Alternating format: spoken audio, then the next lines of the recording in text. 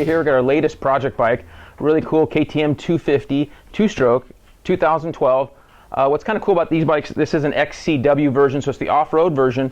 You can tend to find these a little bit better deal than say a 300 for those off-road guys. The 300 bike being the holy grail, what everybody wants, gold dust, they're way too expensive used. So we got this 250, buddy mine's had it a couple years, he got a real good deal on it.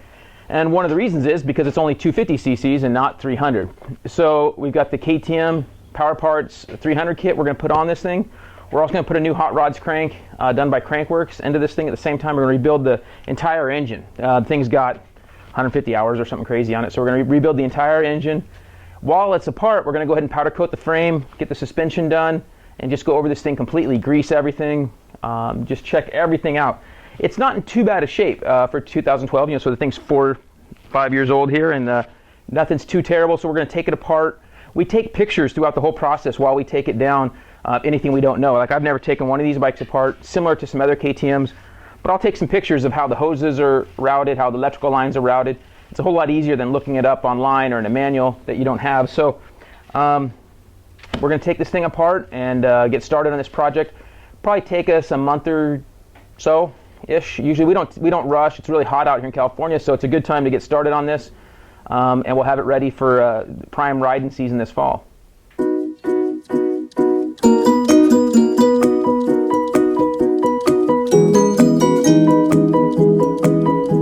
Hey, Jay here. We got our latest project bike. We're out here with Dirt Rider magazine, and we're going to test this 2011 KTM 300XC-W. It used to be a 250 XC-W, and we added the KTM Power Parts kit as the main part of this build to turn this 250 two-stroke into a 300. Really cool bike. We've done a lot of stuff to this bike. We're going to show you everything on it right now and see what Dirt Rider thinks. So at the heart of this build, KTM has a reasonably priced big bore kit that comes with a Vertex piston, complete cylinder, gaskets, power valve, even the CDI, the ECU black box, all that for around $1,000 for that entire kit. So if you're going to upgrade your older 250 and want to get some more power, that's a real good kit to do. So if you have a two-stroke 250, or if you find a good deal on one, it can be hard to find a good deal on a 300. So this could be a good way to, go about getting a good deal on a 300, is to go that route. So we've got that as the heart of the build in the engine there. To go along with the engine, we have the V-Force reed cage. We updated the jetting to the 300 jetting. We've also balanced the crankshaft, the hot rods crankshaft from Crankworks, to the exact piston weight of the 300 to cut down on vibration. Still going to vibrate more than a 17 with a counterbalancer, but a lot less than most of your typical 300s out there. So cut that down. Also added in the Henson clutch plate kit with their outer cover, and with an FMF gnarly pipe and Turbine Core 2 silencer. Those kind of finish off all the motor mods.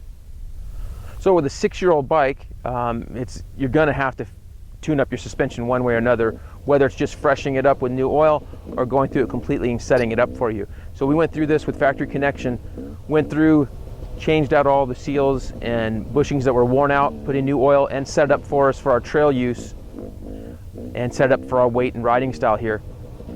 So up here on the bars, you can see we got our Ultra Pro Bend Cycra handguards. Wraparound handguards on the trail are a must for us because we do fall down now and then, and it's nice not to bend or break anything. We have the Works Connection bits for a little bit of bling there that are really nice. Got our Renthal 604 fat bars. We also have the TrailTech X2 headlight here with an upgraded stator that comes with their regulator rectifier as well. So the stock stator was bad, so that helped our decision as we got to doing this. Also, this bike, the starter was bad, the OEM starter. We had to put a new starter in as well as a stator. So sometimes these older bikes, that's something to deal with. These older KTM two-strokes, the starters are a bit of an afterthought, not as strong and durable as the new, say, 17 model that's built more integrated into the motor. So with Rocky Mountain and Tusk, we have some really good bits. We got their shifter, rear brake pedal, and their rear disc guard, and of course the Tusk Impact wheel sets.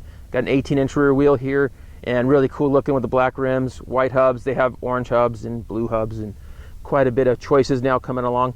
So that's a really nice addition, and all at a very reasonable price.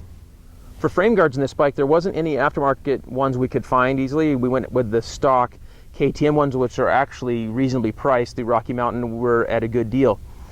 For protection, we have the P3 carbon pipe guard and skid plate. These bolt up really nice, kind of no-brainers, top quality and excellent fitment. Again, with a 6-year-old bike, you're going to have some scrapes and bends, and our radiators were a little bit tweaked. ICW is really good at straightening out radiators and strengthening them as well. So they've gone through this one on both radiators and done their magic, and they are nice and straight and strong with these extra bracing. We've added in the Trail Tech fan for additional cooling, and so we've added the fan and the coolant catch can to really help us from having any serious boil over situations. For the plastic, we have a Chirby's Plastic who does a good job of keeping up on all these older bikes.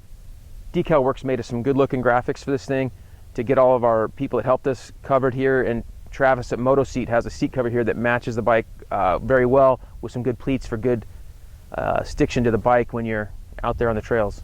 Of course, with an off-road bike, we wanted to make sure that we would be good on the trail for a long time. We have this large Ims Tank, which actually fits very well, doesn't push out too wide, shrouds, everything bolts up still very nicely.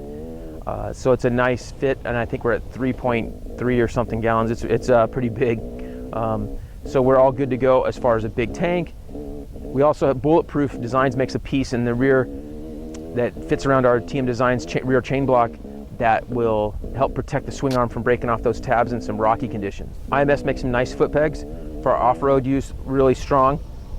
We also have our Uni 2-stage air filter to help keep dust out of this thing. So for the chain, we went with the primary drive O-ring chain available through Rocky Mountain ATV MC.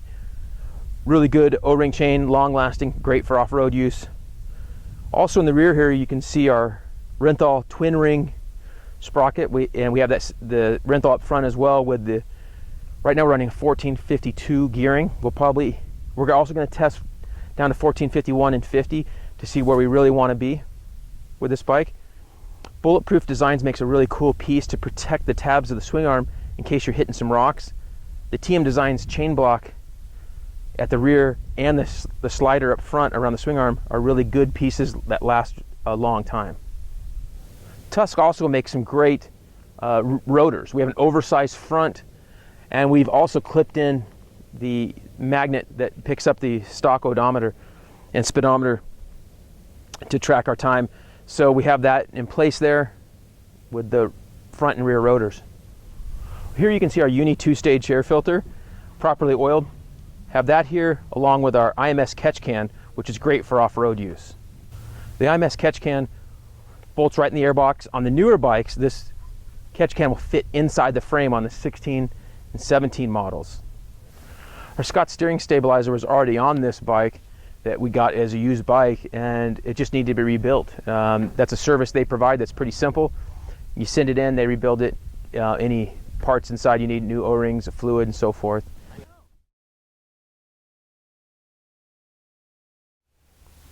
Hey, I'm Pete Peterson of Dirt Rider Magazine. We're out here. Jay Clark built us this bike. It's a 2011 250XC-W, but he built it up to a 300, and he unfortunately built it right at the same time that we got our 300s from KTM, the 2017 models.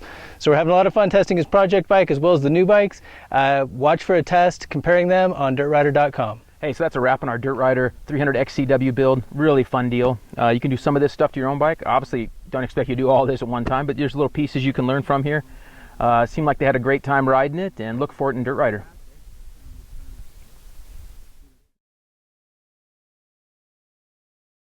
All right, here we're catching Dirt Rider editor Pete Peterson in his natural habitat.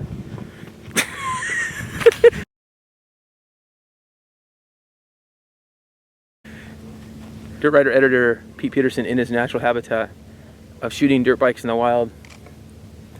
He prefers not to be disturbed.